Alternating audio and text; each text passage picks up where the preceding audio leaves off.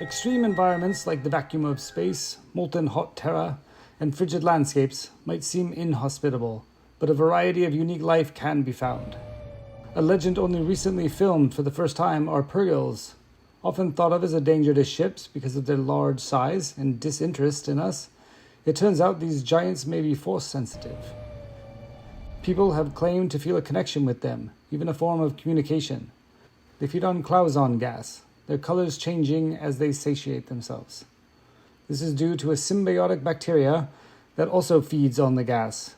They bioluminesce when preparing to travel at hyperspeed. That's right, purgill are the only known species to naturally travel at hyperspeed. Also, in the depths of space lives the Summa verminoth. Or shall I say, lived. Unfortunately, the one and only record of this giant includes its death.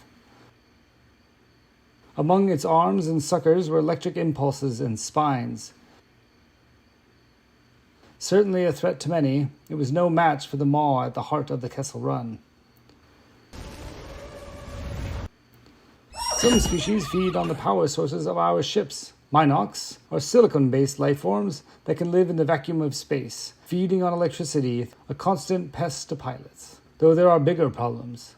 Once thought to be legend, pilots traded stories about giant slugs living in asteroid fields. Exogoths are still not well studied. Little is known of their communal nature and eating habits.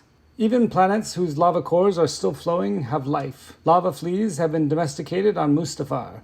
The cold worlds also harbor more life than one may think. Tauntauns run rampant, feeding on lichen that grows in caves. Also dwelling in caves, though, are their biggest threat. The wampa stores extra food hanging from the ceiling, planning for lean times. Surprisingly, tauntauns can also die of exposure. In the ice caves of Maldo Crace live the ice spiders. A chemical signal emits from the egg casing to essentially sound the alarm that it is time to hatch or risk being eaten. The queen is protected by her hive, generations of her offspring that live communally. Their webs can be shot, an alarming feature, as are their massive rotating jaws. For all these adaptations, it is not known what they feed on. Oh, and they can jump. And while they can be crushed or burned, they are hardy creatures. Many species in extreme environments seem to be territorial creatures, likely due to food scarcity. It is a risky place to travel.